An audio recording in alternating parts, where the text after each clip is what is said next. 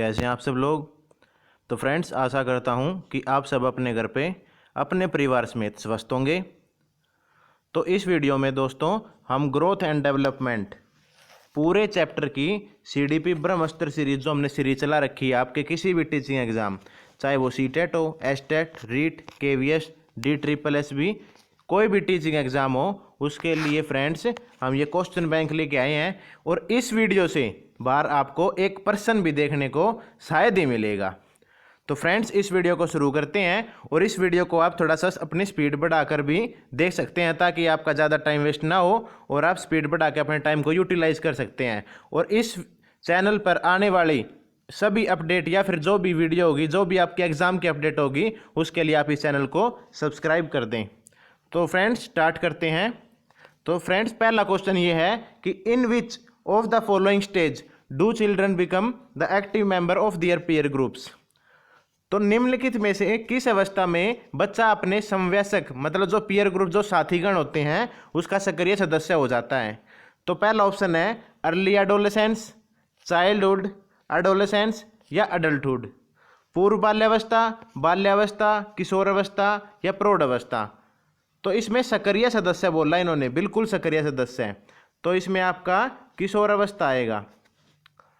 और दोस्तों इसके जितने भी आपके क्वेश्चन बने ये लगभग आपके 50 के अराउंड क्वेश्चन है इसमें, इससे बाहर आपको इस चैप्टर का कोई भी प्रश्न देखने को नहीं मिलेगा। और ये आपके लिए चाइल्ड डेवलपमेंट एंड पेडागोजी के लिए एक रामबाण वीडियो साबित होगी। और इसमें आप कमेंट करके जरूर बताएं कि आपके कितने प्रश्न बने हैं। और जो अच्छे स्टूडेंट्स होंगे, जो बिल्कुल अच्छे मार्क्स लेके आएंगे 45 से ऊपर या फिर 40 से ऊपर, उनके स्क्रीनशॉट हम अगली वीडियो में मेन जो थंबनेल होगा वहां पर लगाएंगे। तो फ्रेंड्स स्टार्ट करते हैं। अगला प्रश्न, development is a never ending process, this idea is associated with. विकास कभी न खत्म होने वाली प्रक्रिया है, यह विचार किससे संबंधित है? Principle of integration, principle of interaction, principle of interrelation या फिर प्रिंसिपल ऑफ कंटिन्यूटी। एकीकरण का सिद्धांत, अंतःक्रिया का सिद्धांत, अंतःसंबंध का सिद्धांत या फिर निरंतरता का सिद्धांत। तो फ्रेंड्स ये हमारा प्रिंसिपल ऑफ कंटिन्यूटी है, निरंतरता का सिद्धांत। इसमें क्या होता है, प्रिंसिपल कभी न खत्म होने की एक प्रक्रिया, मतलब कि कंटिन्यूटी लाइफ लॉन्ग चलता रहेगा, ये आपका कभी खत्म नहीं होगा। तो बहुत ही आसान प्रश्न था, आई होप आप सब ने ठीक जवाब दिया होगा। और जो भी आपको इंपॉर्टेंट क्वेश्चन लगे वो आप कॉपी पेन में या फिर इसका स्क्रीनशॉट ले सकते हैं। In which stage is the physical growth is rapidly? Early adolescence, adolescence, infancy, school age. आरंभिक बाल्यावस्था, शैशवावस्था, किशोर अवस्था, शिक्षा काल। किस अवस्था में शारीरिक वृद्धि तीव्र होती है? तो ये बड़ा ही आसान प्रश्न है, शायद आपने जवाब दे दिया होगा, अर्ली चाइल्डहुड इसका राइट आंसर है। आरंभिक बाल्यावस्था में शरीर की वृद्धि बिल्कुल तीव्र होती है। आपने देखा भी होगा क्या, मतलब आपके जो आसपास हैं कल तक जो बच्चे होते थे वे अचानक एकदम उनकी हाइट बढ़ जाती है, तो ये तीव्र वृद्धि होती है। तो ये बड़ा इजी क्वेश्चन था, आई होप आप सब ने जवाब बिल्कुल ठीक ही दिया होगा। Which of the following period is generally termed as the period of conflict of one's development state? निम्नलिखित में से कौन सी अवधि किसी की विकासशील अवस्था में सामान्यतः संघर्ष की अवधि कहलाती है? Infancy, childhood, adolescence, adulthood. शैशव अवस्था, किशोर अवस्था, बाल्यावस्था या फिर वयस्क अवस्था। तो फ्रेंड्स बिल्कुल आसान क्वेश्चन है, थोड़ा सा सोच समझ कर जवाब देना कि कौन सी अवधि विकासशील अवस्था में सामान्यतः संघर्ष की अवधि कहलाती है। तो फ्रेंड्स ये आपकी किशोर अवस्था मतलब एडोलेसेंस। तो बड़ा ही आसान क्वेश्चन था और बड़ा ही आसान ही इसका आंसर भी था। तो आई थिंक सब ने ठीक दिया होगा। 12 से 18 उम्र वाली जो उम्र होती है उस ये विकासशील अवस्था की संघर्ष अवस्था होती है, जिसे हम स्ट्रेस और जो मतलब तूफान और संघर्ष की उम्र होती है वो आगे प्रश्न आएंगे, और ये सब इसी उम्र में होता है। Reena learns very quickly but Leena takes longer, it denotes the development principle of. इसमें बोल रहा है कि रीमा जो है, रीना हर पाठ को बहुत जल्दी सीख लेती है जबकि लीना उसे सीखने में ज़्यादा समय लेती है। यह विकास के किस सिद्धांत को दर्शाता है? बड़ा ही आसान क्वेश्चन है, सबको जवाब देना इसका। कंटिन्यूटी गलत, क्योंकि कंटिन्यूटी तो कभी ना खत्म होने की, जो development is a never ending process, विकास कभी ना खत्म होने वाली जो प्रोसेस है उसमें आएगा the principle of continuity. General to specific, सामान्य से विशिष्ट की ओर, इसमें कुछ भी नहीं है ऐसा। फिर आता है इंटर रिलेशनशिप, कि एक एक मतलब कॉन्सेप्ट सीधा हुआ दूसरे कॉन्सेप्ट में इंटर रिलेटेड हो रहा हो, तो ऐसा भी कुछ नहीं है। तो बचा इंडिविजुअल डिफरेंस। इंडिविजुअल डिफरेंस मतलब व्यक्ति भिन्नता। व्यक्ति भिन्नता में क्या होता है दोस्तों, इसमें होता है कि मतलब हर आदमी, हर मतलब जो जिसका लर्निंग जो प्रोसेस है वो एक दूसरे से भिन्न होता है। तो जो रीमा है वो हर पार्ट को जल्दी सीख लेती है, जबकि लीना उस पार्ट को ज़्यादा समय में लेती है। तो व्यक्ति तो भिन्नता है, कोई जल्दी कोई लेट। तो ये सब था, बड़ा ही आसान प्रश्न था। आई थिंक सब ने ठीक जवाब दिया होगा। डेवलपमेंट स्टार्ट्स फ्रॉम, जो विकास है दोस्तों वो किस उम्र में शुरू हो जाता है? Prenatal stage, the stage of infancy, pre childhood या फिर पोस्ट चाइल्डहुड, प्रसव पूर्वावस्था, शैशवावस्था, पूर्व बाल्यावस्था या उत्तर बाल्यावस्था। तो डेवलपमेंट फ्रेंड्स कब शुरू होता है, ये आप बिल्कुल सोच समझ कर इसका जवाब देंगे, और बड़ा ही आसान क्वेश्चन है और बड़ा ही आसान इसका आंसर भी है। तो प्रीनेटल एज, प्रीनेटल स्टेज कौन सी होती है फ्रेंड्स? इसमें जो है जब हम बच्चे मतलब माँ के पेट में होते हैं, मतलब जब प्रेगनेंसी के दौरान ही इसकी प्रीनेटल मतलब जन्म से पहले, प्रसव पूर्व मतलब जन्म से पहले ही आदमी का विकास शुरू हो जाता है। तो बड़ा ही आसान क्वेश्चन था। अगला question, in which stage of development Oedipus and Electra, Oedipus and Electra complex begin to develop, जो बच्चे का जो विकास होता है बाल विकास की कौन सी अवस्था में ओडिपस और इलेक्ट्रा जटिलता शुरू हो जाती है? अब बात आती है दोस्तों कि जो ओडिपस और इलेक्ट्रा है ये क्या है। तो कई स्टूडेंट्स को तो पता होगा, बहुत सारे जिन्होंने पिछली वीडियो देख रखी है। नए स्टूडेंट्स को मैं बता दूं कि ओडिपस और इलेक्ट्रा, एक बच्चे के अंदर ग्रंथि विकसित होती है। जब लड़का अपनी माँ से ज़्यादा प्रेम करे तो उसे ओडिपस बोलते हैं, और जब एक लड़की एक अपने पिता से ज़्यादा प्रेम करती है और अपनी माँ से ईर्ष्या करना शुरू कर देती है तो उसे इलेक्ट्रा बोलते हैं। और ये ओडिपस एक राजकुमार और इलेक्ट्रा एक राजकुमारी के ऊपर ये कहानी प्रचलित है दोस्तों। तो इसमें पूछा है कि कौन सी अवस्था में, कौन सी उम्र में ये जो मतलब ये ग्रंथि है ये शुरू होती है, तो इसके बारे में आपने बताना है।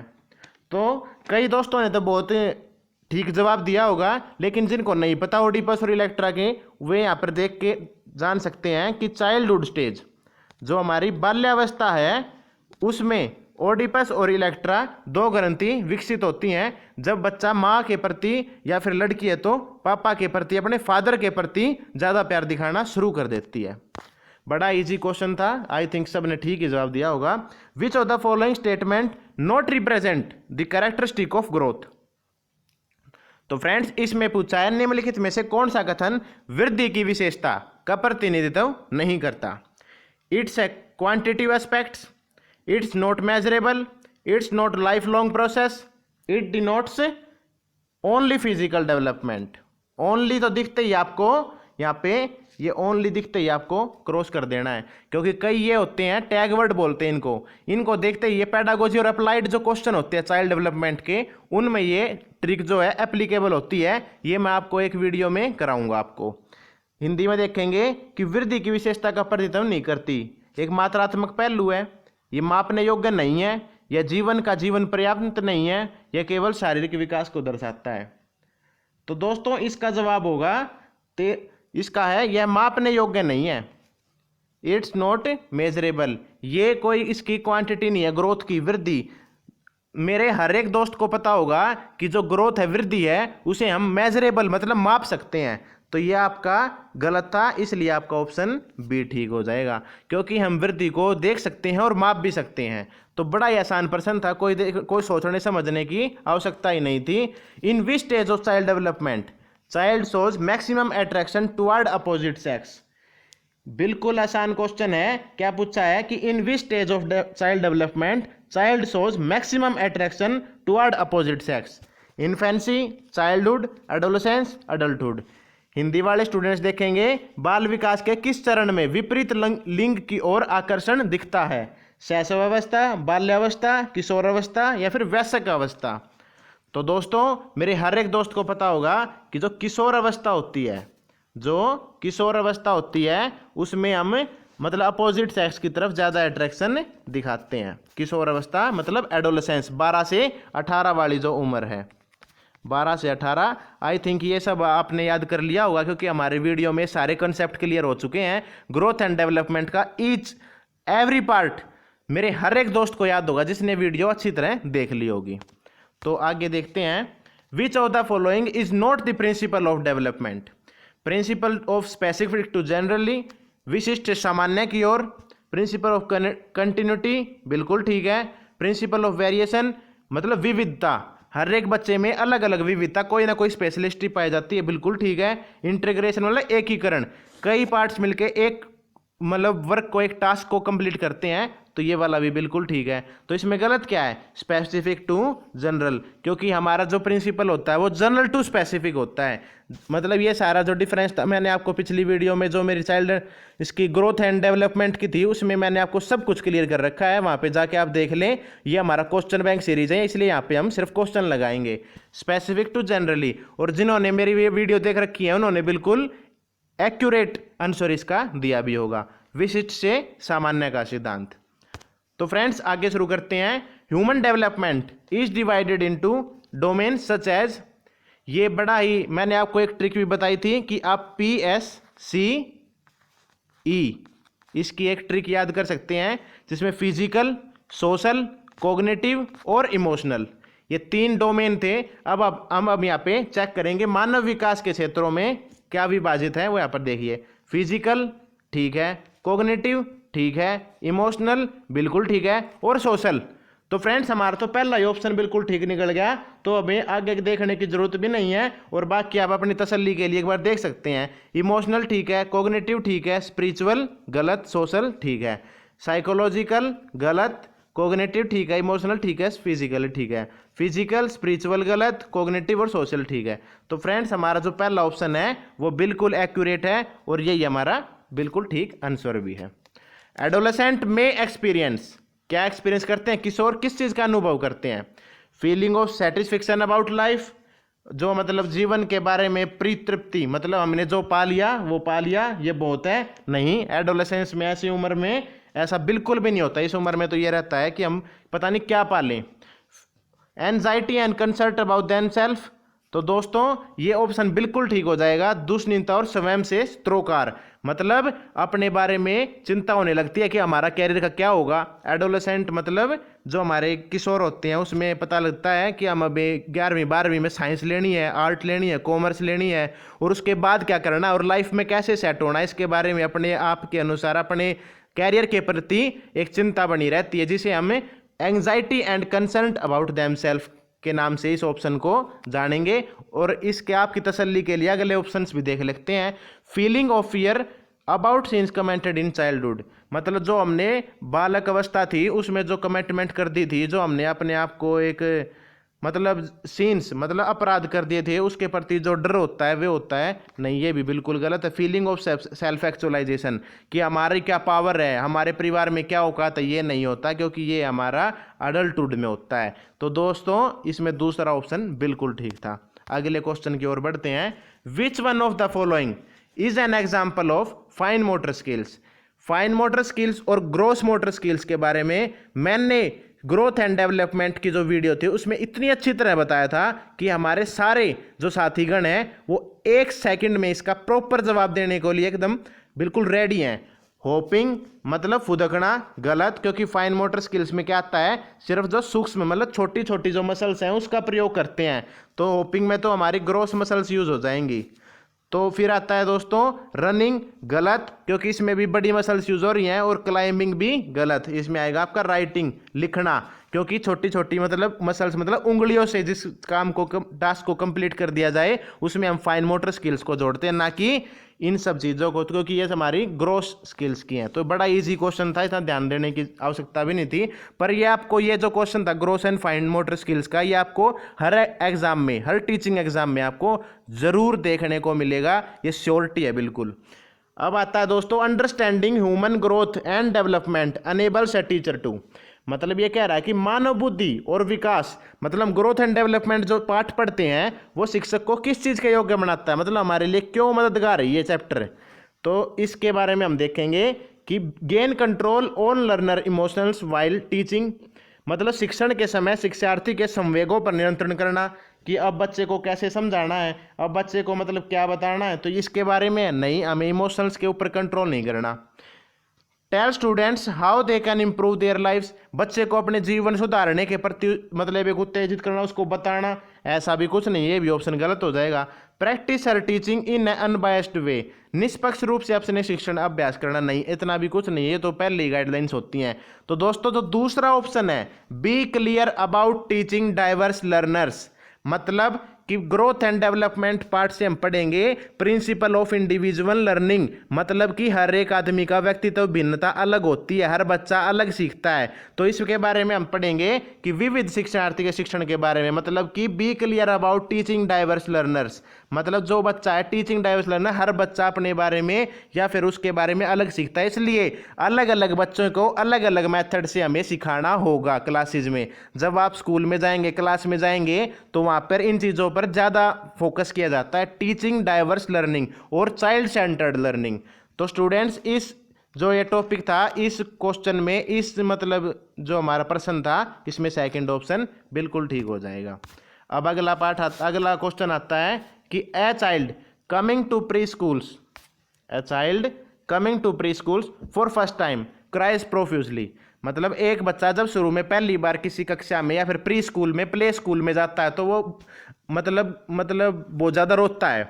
After 2 years when the same child goes to primary school, अब जब थोड़े 2 साल बाद जब वही बच्चा प्राइमरी स्कूल में जाता है, first time he does not cry, वो रोता नहीं है, लेकिन अपने कंधे और गर्दन को टाइट कर लेता है, मतलब बिल्कुल उत्तेजित भावना से हो जाता है, और मतलब ऐसा दिखाता है कि मेरे को, मतलब पहले तो रोता नहीं है, अब वो सिर्फ एक तनाव चिल्लाकर नहीं, बल्कि कंधे और जो मतलब गर्दन है, इसकी जो मांसपेशियां हैं, इनको तना कर अपना मतलब एक दुख व्यक्त करता है। This change in his behaviour can be explained on the basis of which of the following principle. अब ये क्वेश्चन वाला पूछ रहा है एग्जामिनर कि जो हमारे ये चेंजमेंट हुआ हमारे बिहेवियर में, कि पहले हम रोते थे, अब हम रोते नहीं है, कंधे और गर्दन को ऐसे टाइट कर रखा है, तनाव की उसमें कर रखा है, तो इस चेंज को हम कौन से प्रिंसिपल के उस पर लेके जाएंगे, कौन सा प्रिंसिपल है ये? Development proceed in sequential manner, कि डेवलपमेंट जो है, विकास जो है क्रमिक प्रकार से होता है, ऐसा तो कुछ भी नहीं है। डेवलपमेंट इज ग्रेजुअल, डेवलपमेंट जो विकास है वो निरंतर दिया होता रहता है, ऐसा भी कुछ नहीं है। Development is different in different people, कि कोई बच्चा रोता है, कोई कंधा उचकाता है, कोई कुछ करता है, ऐसा भी नहीं है। Development is characterised by differentiation and integration, विभेद एवं एकीकरणीय विकास के लक्षण होते हैं, पहले बच्चा डिफरेंशिएट करेगा, फिर इंटीग्रेशन। कुछ समझ में आया दोस्तों? तो इसमें आप देखेंगे कि हमारा डी ऑप्शन ही बिल्कुल ठीक हो जाएगा, development is characterised by differentiation and integration. तो दोस्तों बड़ा ही आसान था, ग्रोथ एंड डेवलपमेंट का बिल्कुल अप्लाइड बेस्ड क्वेश्चन था, आसान था। अब आता है दोस्तों बिल्कुल easy question, human development is, मानव जो विकास है वो क्या है? मात्रात्मक, गुणात्मक, या फिर इमेजरेबल, जिसे हम मापा तोला नहीं जा सकता, ऐसा कुछ है, मापनीय, या फिर बोथ क्वालिटेटिव एंड क्वांटिटेटिव। तो मेरे हर एक दोस्त ने बिल्कुल ठीक जवाब दिया होगा, बोथ क्वांटिटेटिव एंड क्वालिटेटिव। बड़ा ही आसान पार्ट था, आसान क्वेश्चन था, sorry. Anyone can become angry, हर कोई गुस्सा हो सकता है, दैट इज इजी, ये बहुत आसान है, कोई भी गुस्सा हो सकता है, but to be angry with the right person, ठीक समय पर ठीक आदमी के साथ गुस्सा होना, ये मैटर करता है, टू द राइट डिग्री, और एक ठीक लेवल तक। तो मैं दोबारा पढ़ता हूं इस क्वेश्चन को, कोई भी नाराज हो सकता है, यह आसान है, परंतु एक सही व्यक्ति के ऊपर और सही मात्रा में, सही समय पर, सही उद्देश्य के लिए और सही राइट वे, एक सही तरीके से, ये आसान नहीं है, दैट इज नॉट इजी है दोस्तों, ये easy. This is related to social development, मतलब ये जो है ये किस चीज़ के ऊपर है? सोशल डेवलपमेंट नहीं, कोग्निटिव डेवलपमेंट बिल्कुल भी नहीं, ये भी गलत, ये भी गलत, फिजिकल डेवलपमेंट ये भी नहीं। मतलब दोस्तों एक आदमी का गुस्सा होना, लेकिन ठीक जायज़ में और एक ठीक लेवल तक और ठीक तरीके से, ये हमारा किस चीज़ का? गुस्सा होना, प्यार होना और प्रसन्न होना, ये हमारा सारा इमोशनल डेवलपमेंट से रिलेटेड है। और इसके बारे में हमारा बोलते भी है ना कि इसका मतलब ये ज़्यादा गुस्सा रहता है, इसका टेम्पर ज़्यादा ही रहता है हमेशा, तो इसका इमोशनल डेवलपमेंट थोड़ा सा कम हो रखा है। जिस बच्चे का इमोशनल डेवलपमेंट थोड़ा ज़्यादा होगा, मतलब अच्छी मात्रा में होगा, वो प्यार भी एक अच्छे लेवल पे करेगा और गुस्सा भी अच्छे लेवल पे करेगा। तो मतलब उसका हर चीज़ का एक उसको राइट वे पता होता है। ऐसा नहीं कि गुस्सा करेगा तो बिल्कुल सभी को मार डालेगा और प्यार करेगा तो बिल्कुल मतलब बिछड़ने के बाद बिल्कुल वियोग रस में आ जाएगा। Which one of out of the following provide information about the roles and behaviour which are acceptable in a group during childhood early childhood period. तो दोस्तों इसमें क्या बोल रहा है, निम्नलिखित में से कौन प्रारंभिक बाल्य अवस्था अवधि के दौरान उन भूमिकाओं एवं व्यवहारों के बारे में जानकारी प्रदान करते हैं जो एक समूह में स्वीकार्य हों। तो प्रारंभिक बाल्यावस्था मतलब 6 से 11, 6 से 11 है ना दोस्तों, तो आपको याद भी होगा। तो इसमें पूछा है कि प्रारंभिक बाल्यावस्था 6 से 11 नहीं होते, वो उत्तर बाल्यावस्था होती है, लेटर चाइल्डहुड। प्रारंभिक बाल्यावस्था होती है 3 से 6, 3 से 6 वाली प्रारंभिक बाल्यावस्था होती है। इसमें बच्चे के आसपास जो होते हैं उसके बारे में पूछा इसने कि किसका ज़्यादा प्रभाव होता है, तो माता पिता और भाई बहन का प्रभाव ज़्यादा होता है, क्योंकि टीचर और साथी का इतना नहीं जानता ये। साथी और माता पिता यहाँ पे ठीक थे लेकिन यहाँ पर साथी गलत हो गया, और भाई बहन ठीक थे यहाँ पर अध्यापक गलत हो गया। मतलब जो उसके 24 घंटे आसपास रहते हैं उसके ज़्यादा लाड प्यार करते हैं, उसी का पूर्व बाल्यावस्था में होता है। हाँ, लेटर चाइल्डहुड में ये उल्टा हो जाता है, अध्यापक और साथी हो जाते हैं लेटर चाइल्डहुड में, लेकिन अर्ली चाइल्डहुड में माता पिता का ही ज़्यादा रहता है। और इस क्वेश्चन को आप नोट कर लेना, ये थोड़ा सा इंपॉर्टेंट लग रहा है मेरे को। अब आता है दोस्तों, which of the following are group falls under later childhood. अब भी बता के आया हूं कि निम्नलिखित में से आयु समूह उत्तर बाल्यावस्था, पूर्व बाल्यावस्था नहीं दोस्तों, उत्तर बाल्यावस्था में कौन सी आती है, 6 से 11 आती है। तो इस पे आप थोड़ा सा ध्यान देंगे और इसमें से आप हर एक को बताएंगे। चलो इस ऑप्शन में हम हर एक चाहे उसको कवर करते हैं। वैसे ये जो थी कंसेप्ट हमारे जो इन्फेंसी से लेकर और एडोलेसेंस तक हमने अपनी पिछली वीडियोस में ग्रोथ एंड डेवलपमेंट में हर एक पार्ट को बिल्कुल क्लियर कर रखा है। पर इस ऑप्शन में हम देखेंगे यहाँ पर मंथ्स नहीं आए, ईयर नहीं आएगा, मंथ्स आएगा। तो 18 से 24 मतलब जन्म से लेकर और 2 साल तक इन्फेंसी, फिर बर्थ से 6 ये होता है 2 भागों में, 3 से 6, फिर ये होता है हमारा प्री चाइल्डहुड, ये लेटर चाइल्डहुड और ये एडोलेसेंस। तो दोस्तों आई होप आपको ये बिल्कुल अच्छी तरह समझ में आ गया होगा। और इस क्वेश्चन को आपने, इस क्वेश्चन में आपके 3-4 क्वेश्चन कवर हो जाते हैं। अब हम आगे बढ़ेंगे। द पीरियड ऑफ इन्फेंसी अभी करके आए, अब आप बहुत जल्दी से इसका जवाब देंगे और एक अच्छे कैरियर को अपने मतलब वेल सेट बेसिक कंसेप्ट करते हुए एक अपने कैरियर की तरफ जल्दी बढ़ेंगे।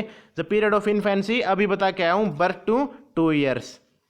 तो इन क्वेश्चनों में ज़्यादा टाइम वेस्ट नहीं करना। हाँ, ये क्वेश्चन देखिए आप, ये बिल्कुल हर क्वेश्चन हर पेपर में देखने को आपको मिलेगा।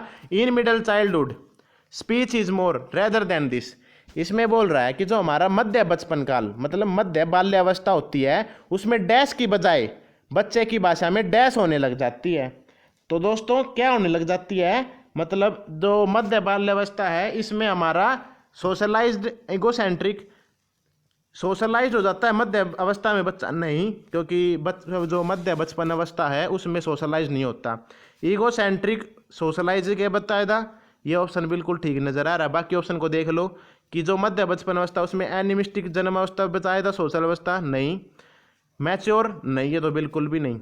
तो दोस्तों जो सेकंड ऑप्शन है हमारा कि अहम केंद्रित और सामाजिक, मतलब मध्य बाल्यावस्था में बच्चा अहम केंद्रित इगोसेंट्रिक, अपने बारे में सुनेगा, अपने बारे में कहेगा, अपने बारे में सुनना उसको पसंद है, बकाए किसके, सामाजिक नहीं होता, सामाजिक के बजाय वो अहम केंद्रित होता है। तो second option is well correct. And अगले क्वेश्चन में बढ़ते हैं। The pace of development varies from one individual to another but it follows dash pattern. विकास की गति एक अवस्था, मतलब इसमें क्या पूछा है, विकास की गति एक व्यक्ति से दूसरे में भिन्न होती है किंतु यह एक नमूने का अनुगमन करती है। मतलब किस एक पैटर्न पे बढ़ती है ये, एडी से चोटी के ऊपर, ये तो वो सेफेलोकोडल और प्रोडिमेस्टेबल है, लेकिन इसमें कुछ नहीं होगा। Where is one individual to individual. तो इसमें हमारा फोर्थ ऑप्शन जो है क्रमबद्ध और व्यवस्थित, एक सिक्वेंशियल और ऑर्डरली एक मतलब बच्चे का डेवलपमेंट हमें देखने को मिलता है। तो ये ऑप्शन वाइज क्वेश्चन हो जाएगा, आसानी क्वेश्चन था दोस्तों। अब आगे बढ़ते हैं। Student observe fashion shows and tries to immediate models, this kind of imitation may be called.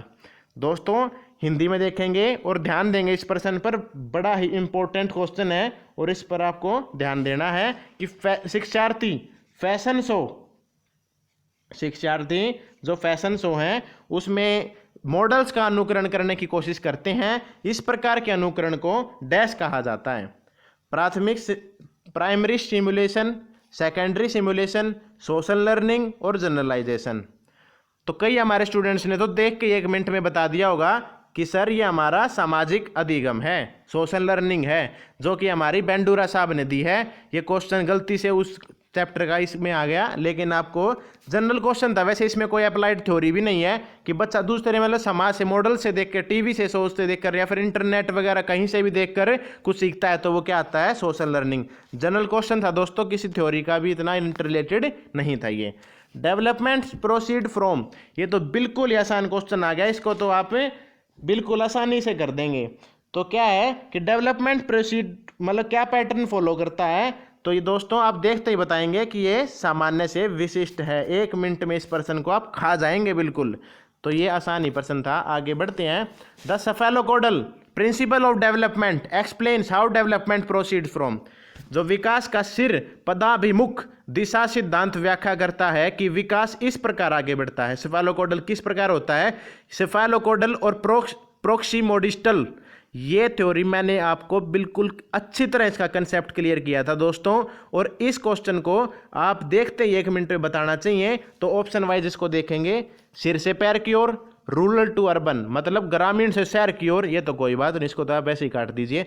General to specific functions या फिर डिफरेंशिएटेड टू इंटीग्रेटेड फंक्शंस। तो दोस्तों सिफेलोकोडल, आपको मैंने एक ट्रिक बताई थी कि सिफेलोकोडल मतलब सिफालो मतलब सी से सिर और सिर से पैर की ओर सिफेलोकोडल, और प्रोक्सीमोडिस्टल ये होता है मध्य से बाहर की ओर। तो ये दोस्तों आपको क्लियर हो चुका होगा और इस प्रश्न को आप आने वाले सभी एग्जाम्स में अच्छी तरह टैकल कर लेंगे। तो आगे बढ़ते हैं। Which of the following is a sensitive period pertaining to language, तो इसमें क्या पूछा है कि निम्नलिखित में से सबसे संवेदनशील समय निम्नलिखित में से कौन सा है। अडल्टहुड, अर्ली चाइल्डहुड, प्रीनटल जन्म से पहले की अवस्था, या फिर मिडिल चाइल्डहुड। दोस्तों बिल्कुल आसान क्वेश्चन है और बिल्कुल आसानी से आपको आराम से इस चीज़ को करना है।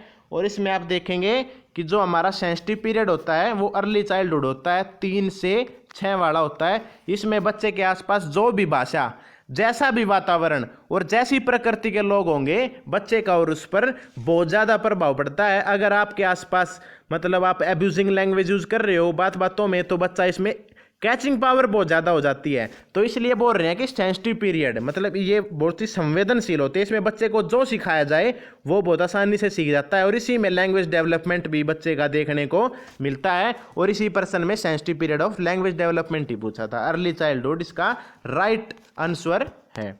आगे बढ़ते हैं। Child using whole arm movement in writing before he use his fingers, बच्चा जो है पेन या पेंसिल पकड़ने के लिए अपनी उंगलियों का उपयोग करने लगता है, लिखने में पूरी बाह का उपयोग करना किसका सूचक है। मतलब ये क्वेश्चन आपको समझ में नहीं आया होगा, मैं इसको इजी लैंग्वेज में समझाता हूँ कि जो बच्चा है वो पेन या मतलब किसी भी राइटिंग सेंस में पूरे हाथ का यूज करता है बकाए उंगलियों के, तो ये किस चीज़ का विकास है ये इसमें पूछा गया दोस्तों। तो इसमें आप देखेंगे कि जो मतलब प्रोक्सीमोडिस्टल प्रिंसिपल है ये, इसमें आप देखेंगे कि जो हमारा समीप दूरस्थ सिद्धांत है, फिर सिफेलोकोडल प्रिंसिपल जो अभी हम करके आए थे, सिफेलोकोडल मतलब सिर से पदाभिमुख सिरों पूछ या सिद्धांत। फिर इसके बाद बात आती है कि स्पेसिफिक मूवमेंट, ये हमारा कोई विशिष्ट गतिक कार्य है, विशिष्ट गतिक कार्य न्यूरल तंत्रिका तंत्र। तो दोस्तों इसमें आप देखेंगे कि हमारा जो प्रोक्सीमोडिस्टल मतलब मध्य से बाह्य की ओर, इसमें क्या होता है दोस्तों, पहले बच्चा पूरे हाथ का प्रयोग करेगा, धीरे धीरे फिंगर्स पे आएगा, धीरे धीरे फिंगर्स पे आएगा। तो इसमें हम holding a pen with his fingers, तो इसमें हम प्रोक्सीमोडिस्टल जो हमारा प्रिंसिपल है उसका इसमें यूज होता है। अब हम आगे बढ़ते हैं। Which stage of development is known as age of stress and storm, ये बड़ा इंपॉर्टेंट और इसको बिल्कुल आप रेड मार्क कर लेना इस क्वेश्चन को। ये आपका हर एग्जाम में किसी न किसी वे में आपको जरूर पूछा जाएगा, चाहे इसके साइंटिस्ट का नाम पूछें कि किसने बताया ये, किसको ऐसा बोलते हैं। तो इसमें आप आराम से देखेंगे निम्नलिखित में से कौन सी अवस्था तनाव और तूफान की अवस्था कही जाती है। Infancy, childhood, adolescence, adulthood. शैशव अवस्था, बाल्यावस्था, किशोर अवस्था, प्रौढ़ अवस्था। तो फ्रेंड्स इसमें आप जानेंगे कि जो एडोलेसेंस होती है 12 से 18 वाली जो उम्र है उसको हम स्ट्रेस एंड स्ट्रॉम बोलते हैं। तनाव और तूफान की उम्र बोला जाता है क्योंकि इसमें बच्चे का दिमाग बिल्कुल तूफान और मतलब संघर्ष की अवस्था होती है। इसमें बच्चे का दिमाग बिल्कुल इधर उधर जाता है, ज़्यादा चंचल रहता है और मतलब ज़्यादा ही मतलब हर चीज़ में उसको अपना आइडेंटिटी चाहिए कि मुझे लोग जाने। इसमें चाहे विपरीत लिंग के प्रति आकर्षित हो या फिर पढ़ाई में हो, सेल्फ एक्चुअलाइजेशन हो या फिर परिवार में अपनी एक यूनिक आइडेंटिटी हो, हर चीज़ में इसकी तनाव और तूफान की ये उम्र होती है। इसमें बच्चा बिगड़ भी सकता है और सुधर भी सकता है। अगर रोल मॉडल अच्छा है तो बच्चा APJ अब्दुल कलाम जी जैसा महान एक मतलब भारतीय भी बन सकता है, और अगर इस उम्र में हो गया तो वो मतलब गलत दिशा में भी बच्चा जा सकता है। The stage of human development which is called golden age. इसमें पूछा है दोस्तों कि जो हमारी मानव विकास की वह अवस्था जिसे सुनहरी अवस्था कहा जाता है। Infancy, childhood, adolescence, adulthood. इसमें पूछा है शैशवावस्था, बाल्यावस्था, किशोर अवस्था, प्रौढ़ अवस्था। मानव विकास की सुनहरी अवस्था किसे कहा जाता है? तो इसे चाइल्डहुड कहा जाता है, बाल्यावस्था, क्योंकि बाल्यावस्था में हमारा लगभग 3 से 11 वाली जो उम्र होती है वो हमारी चाइल्डहुड में आती है, मतलब कि बाल्यावस्था में आती है। फिर अर्ली चाइल्डहुड 3 से 6 और लेटर चाइल्डहुड 6 से 11। इसमें जो बच्चा होता है लगभग लैंग्वेज से लेकर और हमारे परिवार की हर एक चीज़ को, चाहे वो उसके दोस्तों में सहयोग हो, पीयर ग्रुप्स में आइडेंटिटी, या फिर उसके माता पिता, अध्यापक और स्कूल्स में उसकी जो लाइफ जो स्टाइल है, लाइफ जो मतलब उसकी एक स्कूल लाइफ है, हर चीज़ को एंजॉय करता है। और इसी को सुनहरी अवस्था कही जाता है, क्योंकि इसमें ना तो बच्चे के पास कोई टेंशन होती और ना ही उसी किसी चीज़ की कैरियर के प्रति हो, चाहे किसी भी वे में हो, कोई चिंता करने की जरूरत नहीं होती है। सुनहरी अवस्था कहा जाता है। तो दोस्तों ये क्वेश्चन आपको बिल्कुल याद करना, इंपॉर्टेंट क्वेश्चन है। Who said adolescence is a period of stress and storm. ये दोस्तों किसने कहा कि किशोर अवस्था तूफान और संघर्ष की एक उम्र है? दोस्तों इस पे स्टार लगा लेना और ये प्रश्न आपको जरूर देखने को मिलेगा। सिगमंड फ्राइड, स्टैनली हॉयल, प्याजे या फिर हरलॉक। इसको बिल्कुल याद कर लेना। मैं डायरेक्ट इसका आंसर ही बता देता हूँ। स्टैनली हॉल जी ने बोला था कि किशोर अवस्था जो है वो तूफान और एक तनाव की उम्र है, जिसमें बच्चे के ऊपर बहुत संघर्ष की उम्र भी बोला जाता है इसको। तो इसको आप स्टार लगा सकते हैं और इसका आप स्क्रीनशॉट भी अब ले सकते हैं। तो आगे देखते हैं, आसान क्वेश्चन था ये, इसको आपने याद करना है। The development that proceed from the centre to periphery is termed as. केंद्र से परिधि की ओर अग्रसर होने वाले विकास को क्या कहा जाता है? ये प्रश्न मैं बार बार इसलिए अलग अलग लैंग्वेज में लेके आ रहा हूं ताकि आपको अच्छी तरह याद हो जाए कि from the centre of to the periphery मतलब बाह्य से अंदर या फिर अंदर से बाह्य की ओर। तो इसमें आपको बिना किसी संकोच के ये 2 ऑप्शन तो काट देने हैं, लीनियर और स्पाइरल। हमारा विकास हमेशा लीनियर डेवलपमेंट में नहीं होता, स्पाइरल में होता है। ठीक है दोस्तों, ये अलग क्वेश्चन था। इसी क्वेश्चन में आते हैं। तो कंफ्यूजन होगी आपको इन दोनों में, सिफेलोकोडल और प्रोक्सिमोडिस्टल। अब दोस्तों बात आती है, मैंने आपको बताया था सिफेलोकोडल सी से सिर से पैर की ओर, लेकिन इसमें क्या बोला है? परिधि की ओर अग्रसर, केंद्र से परिधि। तो इसमें आपका प्रोक्सिमोडिस्टल, समीप दूराभिमुख, जो आपका ऑप्शन है ये आपका बिल्कुल राइट ऑप्शन है और इसी को आपने सिलेक्ट करना है। अब आता है दोस्तों, in adolescence behaviour and attitude are affected mostly by. किशोर अवस्था में व्यवहार और जो आपका मनोवृत्ति मतलब जो आपका बिहेवियर है, एटीट्यूड है, वो किसके कारण चेंज होता है? ज़्यादा प्रभाव किसका पड़ता है? टीचर का, पेरेंट्स का, पीयर ग्रुप का, या फिर फिल्म मतलब कि जो आपकी फिल्म्स वगैरह पिक्चर्स वगैरह आती हैं टीवी पे, उसका ज़्यादा प्रभाव पड़ता है। तो कौन सी उम्र बोली है? एडोलेसेंस मतलब 12 से 18 वाली उम्र है एडोलेसेंस की। इस पे हमारा पीयर ग्रुप्स का ज़्यादा प्रभाव पड़ता है। आपने देखा भी होगा कि बच्चा ट्यूशन पे जाता है, अपने दोस्तों के साथ बाइक पे बैठ के जाएगा और वहाँ पे जाके सारी हवाबाजी करेगा, सारे उसको हीरोइज्म चाहिए और वहाँ पे पीयर ग्रुप्स के उसके दबदबे में रहना है। और अगर पीयर ग्रुप ज़्यादा मतलब स्वैग वाला उसका ग्रुप है तो वो अपने आप को चेंज करने की भी सोचता है। आपने देखा भी होगा कि बच्चा फिल्मों वगैरह में देख के सोचता है कि मैं अपने ग्रुप में ज़्यादा कूल और ज़्यादा स्वैगर कैसे लगूंगा, तो वो पीयर ग्रुप्स का ज़्यादा प्रभाव पड़ता है दोस्तों इस उम्र में। और एक ट्यूशन पे जाकर या फिर कहीं मार्केट में जाकर अलग ही अपना रुतबा बनाने की कोशिश करता है। तो किशोर अवस्था में बच्चा अपने पीयर ग्रुप्स के कारण ज़्यादा अफेक्ट होता है। दोस्तों अगले प्रश्न पे बढ़ेंगे। इजी क्वेश्चन था, अप्लाइड क्वेश्चन था थोड़ा सा।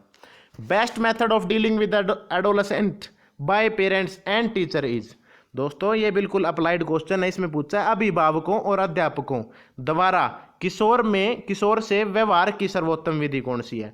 ऑटोक्रेटिक मतलब कि एक तंत्रीय, परमिसिव हर चीज के लिए परमिशन लेके जाएगा, रिस्ट्रिक्टिव मतलब नहीं हर चीज के लिए मनाही है, या फिर डेमोक्रेटिक। दोस्तों कौन सी उम्र है, एडोलेसेंट में 12 से 18। अगर इस उम्र में आपने बच्चे को ज़्यादा रिस्ट्रिक्टिव बना दिया है, फिर हर चीज़ के लिए परमिसिव या फिर ऑटोक्रेटिक एक तंत्रीय मतलब वो तानाशाही वगैरह कर दिया, तो वो दोस्तों जल्दी आपको बागी होने को मतलब हो जाएगा। बागी मतलब जल्दी आपका विद्रोह कर देगा, क्योंकि ये विद्रोह वाली भी उम्र इसको बोला जाता है। तो हमेशा बच्चे को प्रजातांत्रिक डेमोक्रेटिक रहना चाहिए, उसका जो मन है उसको करने दो। बच्चे को प्यार से एक दोस्त की तरह समझाओ इस उम्र में, नहीं तो अगर वो बागी होगा, अगर आपके विरुद्ध होगा। कई फिल्मों में या फिर आपके अड़ोस पड़ोस में आपको देखने को भी मिला होगा कि इस उम्र में बच्चे अपने माता पिता से कई साल बोलना बंद हो जाते हैं। और इसी चीज़ में माता पिता भाई बहन के प्रति एक अच्छा लगाव भी होना मतलब इम्पोर्टेंट है, नहीं तो बच्चा गलत संगत में होने के बावजूद एक गलत कदम भी उठाने के लिए तत्पर हो जाता है, क्योंकि इसमें बच्चे को एक अलग मतलब उसके ऊपर भूत सवार हो जाता है अलग ही चीज़ का। तो दोस्तों आगे बढ़ते हैं। जैसा हमने बताया था भाई, ये जो उम्र होती है गोल्डन मतलब इसको हम तनाव और तूफान की उम्र भी इसलिए बोलते हैं क्योंकि इसमें गलत संगत भी पड़ जाते हैं बच्चे। तो खैर छोड़िए दोस्तों, आगे बढ़ते हैं। और अगला क्वेश्चन देखिए, differentiation of emotional takes place at the time of. संवेग में विभेदीकरण जो होता है वो किस समय में होता है। बच्चे से जन्म मतलब जन्म से जो बच्चे के जन्म के समय संवेग में विभेद इमोशनल टेक प्लेस, शैशव अवस्था के दौरान, किशोर अवस्था के दौरान, वयस्क अवस्था के दौरान। तो दोस्तों during infancy emotional take place. बच्चे माँ से दूर जाएगा तो रोने लग जाएगा, और माँ के पास आएगा तो अपने आप हंसने लग जाएगा। और अगर आप हंस रहे हैं तो इमिटेशन मतलब दूसरे की नकल भी करेगा, इमोशनल टेक प्लेस। तो इसमें वो इस उम्र में ही emotional take place at the time of during infancy. तो दोस्तों आगे बढ़ते हैं। Development generally proceed from head to feet, that principle of development is called. अभी करके आए थे दोस्तों, बार बार आ रही है प्रश्न अलग अलग लैंग्वेज में, और इसीलिए मैं आपके लिए लेके आया हूं ताकि आपके किसी भी लैंग्वेज में किसी भी एग्जाम में देखने को मिल जाए। चाहे आपका कई बार दोस्तों ऐसा होता है कि पेपर में टाइम कम था और क्वेश्चन बिल्कुल इजी था लेकिन लैंग्वेज डिफिकल्ट आ गई तो आप गलत कराते हैं। तो इसलिए मैं आपको अलग अलग लैंग्वेज में इस प्रश्न को लेके आ रहा हूं। क्या पूछा है, सिर से पैर की ओर, और सिर से सिर, और सी से सी, और सी से सिफालोकोडल। तो दोस्तों बड़ा ही अच्छा और एक आसान ही प्रश्न था जो कि आपने कंसेप्ट क्लियर कर लिए होंगे। अब दोस्तों आगे बढ़ते हैं कि in which stage a child start to search toy and object. निम्नलिखित में से किस उम्र में बच्चा जो है खिलौनों और वस्तुओं को ढूंढना शुरू कर देता है दोस्तों। तो दोस्तों ऑप्शंस देखते हैं। Infancy stage, pre childhood, later childhood, adolescence. शैशव अवस्था, पूर्व बाल्यावस्था, उत्तर बाल्यावस्था, या फिर किशोर अवस्था सॉरी। तो दोस्तों ये होती है मतलब टॉय और ऑब्जेक्ट मतलब इसको इन शॉर्ट बोलते हैं ऑब्जेक्ट परमानेंस। ऑब्जेक्ट परमानेंस होता है वस्तु स्थायित्व। वस्तु स्थायित्व में क्या होता है, बच्चे के आगे जो चीज़ आ गई उसको ढूंढने लग जाएगा। एक बार जो उसके सामने आ गई तो उसको बार बार ढूंढने लग जाएगा। अगर मान लो आपने चुन्नी के नीचे या फिर किसी कपड़े के नीचे छुपा लिया तो उसको बार बार मतलब ढूंढने का प्रयास करेगा। तो इसको हम बोलते हैं इन्फेंसी स्टेज में। शैशवावस्था में 0 से 2 जो बर्थ से होती है इसको हम 0 बिना क्या करेंगे, जन्म से बोलेंगे। जन्म से 2 साल तक बच्चे के अंदर ये गुण आते हैं टॉयज एंड ऑब्जेक्ट के इन्फेंसी स्टेज में। दोस्तों आगे बढ़ते हैं। In which stage object permanence establish in children. अभी करके आए हैं बिल्कुल कि बच्चे के अंदर एक जो वस्तु स्थायित्व की जो अवस्था है वो किस उम्र में होती है। अभी करके आए पिछले क्वेश्चन में। तो दोस्तों इसका जवाब आपका शैशव अवस्था हो जाएगा। बिल्कुल आसान क्वेश्चन, आसान ऑप्शन इसका, और एक आपने इसका जवाब बता भी दिया होगा। तो आगे बढ़ते हैं। Logical thinking start from. दोस्तों क्या प्रश्न पूछ रहा है, बच्चों में तार्किक चिंतन किस अवस्था में आ जाते हैं? Pre childhood, later childhood, adolescence, adulthood. Pre childhood 3 से 6 साल, लेटर चाइल्डहुड 6 से 11, एडोलेसेंस 12 से 18, अडल्टहुड 18 से ऊपर। तो दोस्तों इसमें आपने जो है ये आप क्वेश्चन देख के ऑप्शन वाइज आप इस क्वेश्चन को कर सकते हैं कि लॉजिकल थिंकिंग बच्चे में कब आ सकती है? 3 से 6 नहीं, और 6 से 11 पॉसिबल है। एडोलेसेंस 12 से 18 में तो पूरा मतलब बच्चा एक अच्छे मतलब तार्किक क्वेश्चन और तार्किक जवाब देना शुरू कर देता है, इसमें तो नॉर्मल बात है। और अडल्टहुड में तो बिल्कुल। तो जो बी ऑप्शन आपका स्टार्ट्स पूछा है, डेवलप नहीं पूछा, स्टार्ट्स। तो 6 से 11 वाली जो आपकी उम्र है लेटर चाइल्डहुड, इसमें बच्चा बिल्कुल अच्छी तरह सीख जाता है, इसलिए हमारा B option is very correct answer. अब अगला दोस्तों, at which of the following stages does a child begins to think logically about abstract things. इसमें पूछा है कि जो हमारे सामने अमूर्त चीजें होती हैं उसके बारे में भी तार्किक चिंतन करना प्रारंभ करता है। ऐसी कौन सी उम्र है कि जो हमारी एब्स्ट्रैक्ट थिंग्स हैं उसके बारे में भी, जो मतलब अमूर्त कल्पनाओं के बारे में तार्किक चिंतन करना प्रारंभ करता है? तो इसमें आपके ऑप्शंस हैं infancy stage, childhood stage, adolescence या फिर अडल्टहुड सॉरी। तो इसमें दोस्तों आपका जवाब हो जाएगा एब्स्ट्रैक्ट थिंग के बारे में पूछा है तो इनफेंसी 0 से 2, चाइल्डहुड 3 से 11, एडोलेसेंस, तो आपका B option is very correct. बाल्यावस्था में होता है, इसमें तार्किक चिंतन करना प्रारंभ करता है। पिछले क्वेश्चन में भी आपने कुछ इसके बारे में सीखा।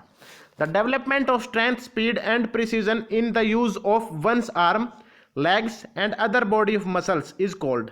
भुजाओं, टांगों और शरीर की अन्य मांसपेशियों की शक्ति, गति और स्पष्टता का विकास।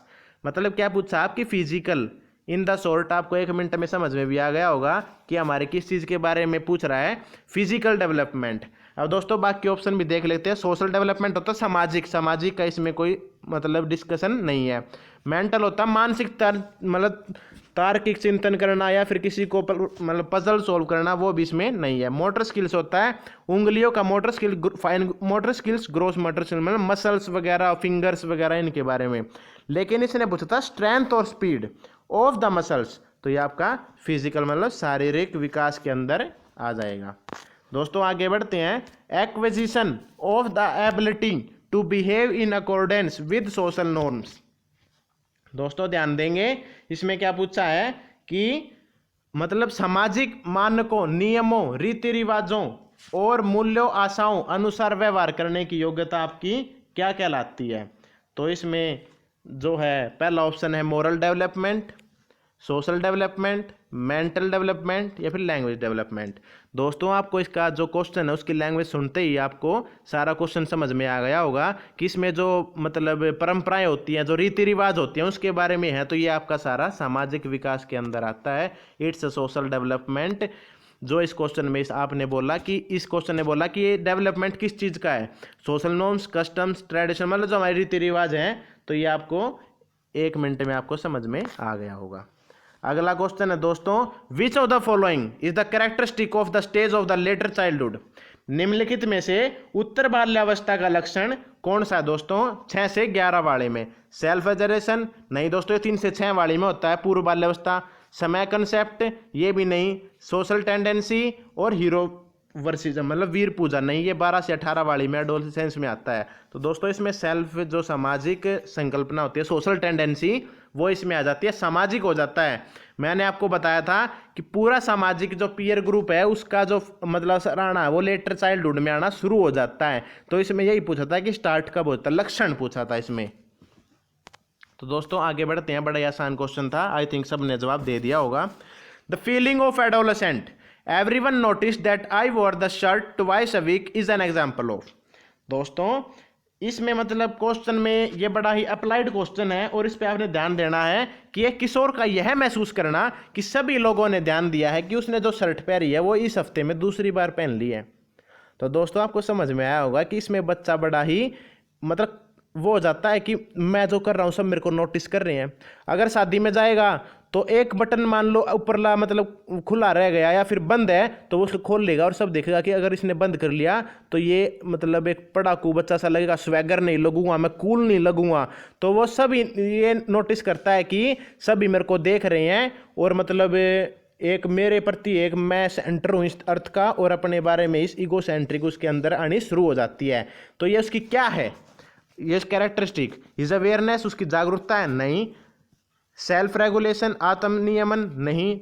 और दोस्तों ये आपका बी ऑप्शन बिल्कुल ठीक हो जाएगा। काल्पनिक दर्शन, ये आपकी जो मतलब इसमें जो कैरेक्टरिस्टिक है वो इसमें पैदा हो जाती है, और इसी कैरेक्टरिस्टिक के वजह से, जिसकी विशेषता के कारण वो ये देखने लग जाता है, हमेशा सोचता रहेगा कि गली में निकलेगा तो सभी उसको देखेंगे, अच्छी पैंट शर्ट पहन के जाएगा, खाली मतलब लोअर में नहीं जाएगा मार्केट में, क्योंकि उसका मानना ये है कि सभी उसको देख रहे हैं। दोस्तों इमेजिनरी ऑडियंस इसमें हो जाती है। अगला क्वेश्चन है दोस्तों, आसानी क्वेश्चन था। From Bronfenbrenner's perspective which of the following does not belong to macro system of the child. दोस्तों ब्रोनफेनर की जो इकोलॉजिकल थ्योरी थी, जो 5 लेयर से होकर आपकी गुजरती है, ये मैंने आपको पिछली वीडियो दी, जो स्पेशल ब्रोनफेनर थ्योरी की इकोलॉजिकल मॉडल के ऊपर हमारी एक वीडियो अभी डाली है मैंने इससे पिछली, वो जिसने बच्चे ने देख ली वो इस क्वेश्चन को 1 मिनट में कर देगा। और दोस्तों बड़ा ही इंपॉर्टेंट थ्योरी है, इसलिए मैंने आपको कराई थी। ये आपको कम ही बुक्स में और कम ही आपकी कोचिंग सेंटर्स वगैरह में जहाँ से आप पढ़ रहे हैं आपको कम ही देखने को मिलेगी। तो दोस्तों ब्रोनफेनब्रेनर के अनुसार बच्चों में माइक्रो सिस्टम में कौन सा नहीं आता, तो बच्चे इसमें पूछा कि कौन सा नहीं आता, which of the following does not belong. तो इसमें है culture, schools, rules, laws and values, संस्कृति, विद्यालय, नियम कानून और मूल्य। तो दोस्तों इसमें हमारा विद्यालय जो स्कूल है ये हमारा मैक्रो सिस्टम में नहीं आता, संस्कृत, नियम कानून, मूल्य ये हमारा मैक्रो सिस्टम में आता है, और ये हमारा जो विद्यालय है ये हमारा पहले वाले में आता है। ठीक है दोस्तों आगे बढ़ते हैं। आसान क्वेश्चन था, जिसने हमारी जो इकोलॉजिकल मॉडल थ्योरी देख ली होगी वो इस पर्सन को 1 सेकंड में कर देगा। According to ecological system theory which system includes value. पारिस्थितिक तंत्रीय सिद्धांत के अनुसार मूल्य किस तंत्र में समाहित होते हैं। इसमें पूछा कि जो वैल्यूज होती हैं वो कौन से लेवल के अंदर आती हैं। तो दोस्तों micro system, macro system, meso system या फिर एक्सो सिस्टम, सूक्ष्म तंत्र, मेसो सिस्टम, वैरतंत्र, एक्सो सिस्टम। तो दोस्तों जो हमारा मैक्रो सिस्टम है इसके अंदर हमारे वैल्यूज, कल्चर और जो हमारी संस्कृति परंपराएं होती हैं वो हमारी मैक्रो सिस्टम के अंदर आती हैं। दोस्तों आगे बढ़ेंगे। द स्टेज ऑफ, मतलब कौन सी स्टेज है जिसे हम called a period of pseudo maturity, जिसे हम मिथ्या परिपक्व का समय भी कहा जाता है। तो दोस्तों बड़ा ही इंपॉर्टेंट क्वेश्चन है। इन्फेंसी, चाइल्डहुड, एडोलेसेंस, मैच्योरिटी, शैशवावस्था, बाल्यावस्था, किशोरावस्था, प्रौढ़ावस्था। तो इसका जवाब दोस्तों आपका चाइल्डहुड हो जाएगा, क्योंकि चाइल्डहुड में आपकी जो है सूडो मैच्योरिटी, मतलब जो हमारी मिथ्या परिपक्वता, मतलब काल्पनिक एक दर्शक, मतलब अपने आप को मान लेना कि सभी बच्चे हमको देख रहे हैं, और मतलब क्लास में अगर मैं खड़ा हूं तो सभी मेरे को देख रहे हैं, और अगर मतलब मेरा एक बटन भी खुला है तो मेरी इसमें बेइज्जती हो गई है, या फिर मतलब गली में, मार्केट में, दुकान पर अच्छी पैंट शर्ट पहन के जाना, और मतलब हर एक मतलब अपने बाल को, एक भी बाल उसका इधर उधर हो गया तो वो उसमें अपनी बेइज्जती फील करता है कि सभी ने देखा होगा और मेरा मजाक उड़ा रहे होंगे। अगर शादी में को नॉर्मली भी हंसने लग गया तो वो अपने आप को देखेगा कि कहीं ये मेरे कपड़े देखकर तो नहीं हंस रहे हैं, या फिर मेरी पर्सनैलिटी देखकर तो नहीं हंस रहे हैं। इसमें सूडो मैच्योरिटी आ जाती है, मतलब मिथ्या परिपक्वता का समय भी इसको बोला जाता है। दोस्तों अगला प्रश्न है, फॉर द डेवलपमेंट और formation of concept in the student the teacher should, मतलब क्या बोला इसने कि मतलब फॉर द डेवलपमेंट और फॉर्मेशन। दोस्तों इसमें ध्यान देंगे, ये आसान प्रश्न है और बड़ा इंपॉर्टेंट प्रश्न है। फॉर द डेवलपमेंट और formation of concept in the student, बच्चे के अंदर फॉर्मेशन ऑफ कॉन्सेप्ट, किसी भी मतलब एक कंसेप्ट का विकास करने के लिए एक टीचर को हमेशा बच्चे के लिए क्या करना चाहिए। Follow simple to complex method of teaching, simple से कॉम्प्लेक्स मेथड ऑफ टीचिंग की तरफ बढ़ना चाहिए। Provide opportunities to student for ample experience, मतलब जो है प्रोवाइड, मतलब एक विद्यार्थी को व्यापक अनुभव, मतलब भरपूर, एम्पल जो मतलब व्यापक और करेक्ट एक्सपीरियंस देने का लिए एक अवसर प्रदान करना चाहिए। Provide opportunities to the student for transfer और फॉर्म कॉन्सेप्ट, विद्यार्थी के लिए निर्मित प्रत्यय तथा अंतरण का अवसर देना चाहिए। और ऑल ऑफ दी अबव। तो दोस्तों आपने इसमें देखा भी होगा कि सिंपल टू कॉम्प्लेक्स, आसान भाषा से लेकर धीरे धीरे थोड़ा सा मुश्किल भाषा, लेवल्स को इंक्रीज करते हुए जाना चाहिए। तो ये ऑप्शन भी correct. Provide opportunities to students for ample experience, ये भी correct. Provide opportunities for the transfer of concept, ये भी करेक्ट। और दोस्तों ये सारे आपके करेक्ट है तो आपका ऑल ऑफ द अबव हो जाएगा। एक बात और दोस्तों, जो आपको मैंने एक टैग वर्ड वाली बात बताई थी, ये वीडियो मैं आपके लिए जल्दी लाने वाला हूं और इसमें आप देखेंगे कि इस टैग वर्ड के दौरान आपके जो है 50% पेडागोजी के सभी सवाल, 50 to 70% क्वेश्चंस आपके पेडागोजी के और अप्लाइड क्वेश्चंस के, आप सिर्फ उस वीडियो से आपके हर टाइप के पर्सन आपके लिए कंप्लीट हो जाएंगे। जैसे एग्जाम्पल के तौर पर टैग वर्ड का यहाँ पे यूज करेंगे कि जहाँ पर आपको प्रोवाइड अपॉर्चुनिटीज वर्ड मिल जाए, ये आपका बिल्कुल मतलब एक टैग वर्ड होता है। इससे आपका 99% क्वेश्चंस आपके इस टैग वर्ड से ठीक हो जाएंगे। और जहाँ से सिंपल टू कॉम्प्लेक्स या फिर इजी टू हार्ड ऐसे वर्ड्स आपको दिखने को मिल जाएं तो ये क्वेश्चंस आपके, ये ऑप्शंस आपके करेक्ट होंगे। और ये टैग वर्ड के जरिए ही होता है। और ये आपको जो इजी, जो आपके जो हायर मार्क्स होते हैं, आपके स्कोरर्स होते हैं, जो अच्छे से मार्क्स लेके आते हैं, ये चाहे किसी भी टीचिंग एग्जाम में जो जो रैंकर होते हैं वो इन टैग वर्ड का यूज़ करते हैं। इसके लिए वीडियो मैं आपके लिए जल्दी अपने चैनल पर लेके आने वाला हूं दोस्तों। इसके लिए आप चैनल को सब्सक्राइब कर दें, अनुज टीचिंग पॉइंट। दोस्तों आगे बढ़ते हैं। For the development of imagination, किसी भी विद्यार्थी की काल्पनिक जो कल्पना का जो एक कैरेक्टरिस्टिक, एक विशेषता है, उसके विकास करने के लिए एक मतलब शिक्षार्थी को या फिर एक टीचर को क्या करना चाहिए एक अपने स्टूडेंट के लिए। Sense organ should be trend, दोस्तों ज्ञानेंद्रियों को परीक्षित करना चाहिए, sense organs. Story should be narrated, मतलब कहानी सुनाना चाहिए, तभी उसकी इमेजिनेशन पावर जो है बढ़ेगी। Attention should be paid on the development of creating tendency, दोस्तों रचनात्मक प्रवृत्ति के विकास पर ध्यान देना चाहिए। तो दोस्तों सेंसिस ऑर्गन्स हमारे डेवलप होना चाहिए, ये भी ऑप्शन ठीक है।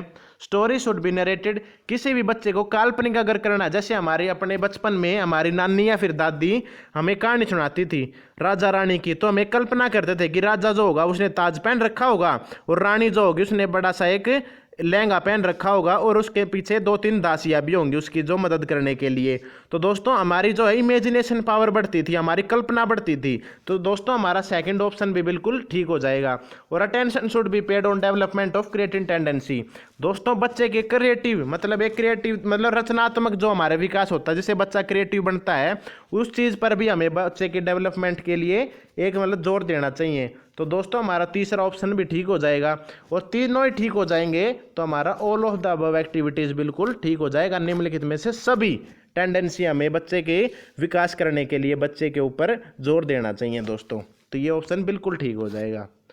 तो दोस्तों इस वीडियो में आपने देखा कि हम ग्रोथ एंड डेवलपमेंट के लिए बहुत अच्छी एक महामैराथन टाइप सी बड़ी सी एक क्वेश्चन बैंक लेके आए हैं, जिसमें आपको ग्रोथ एंड डेवलपमेंट और मतलब बेसिक जो हमारी पेडागोजी होती है इसके संबंधित आपके बहुत सारे प्रश्न आपको प्रैक्टिस करने को मिली, जिससे आपके एक टीचिंग एग्जाम में पेडागोजी के लिए बहुत अच्छी मदद मिलेगी। चाहे वो सीटेट हो, UP TET, S TET, REET, KVS, DSSS, कोई भी टीचिंग एग्जाम हो, चाहे उत्तराखंड टेट हो या फिर झारखंड टेट हो, यूपी टेट, बिहार टेट, कोई भी एग्जाम हो, उसके लिए आपको इस ग्रोथ एंड डेवलपमेंट की जो क्वेश्चन बैंक है इससे बहुत ज़्यादा मदद मिलेगी। और ऐसे ही हमारे चैनल्स पर और आगे वीडियो आते रहेंगे, इसलिए आप चैनल को सब्सक्राइब कर दें। और ये वीडियो आपको अच्छी लगी हो, आपके पेपर के लिए मददगार हो, तो ही आप इसको लाइक और अपने दोस्तों के साथ शेयर कर रखते हैं, या फिर आपके परिवार में जो भी आपके टीचिंग एग्जाम के लिए तैयारी कर रहा है उसके साथ आप शेयर कर दें।